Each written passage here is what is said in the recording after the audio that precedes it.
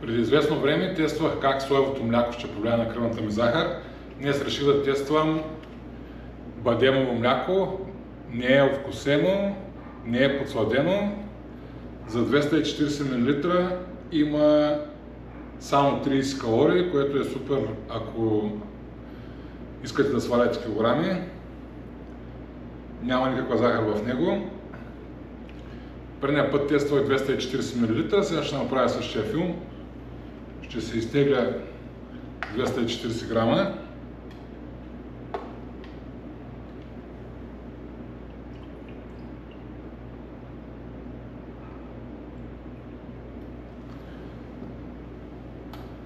Така, 243 грама.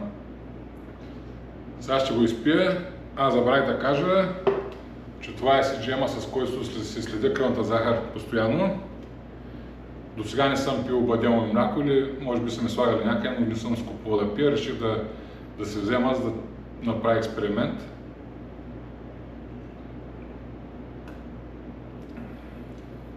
Не е лош на вкус.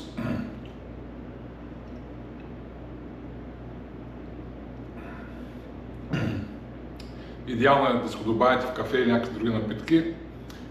Почти без калории.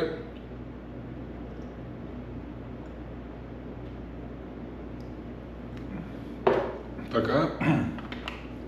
Сега ще изчакам няколко часа и по-късно ще се включа пак да видим какъв е резултата. Така, няколко часа след като изпих 250 мл бадемово мляко, да видим как ми се отрази на кръвната захар. Това е CGM-а, с който се следи кръвната захар денонощно. Тук можем да видим, че кръвната ми захар не се повиши изобщо, остана си в една равнина. Така че, ако искате да си слагате мляко в кафето, може да използвате бадемовото, също така може да си слагате и протеин в него, което е добра идея, така че аз го препоръчвам. Това е.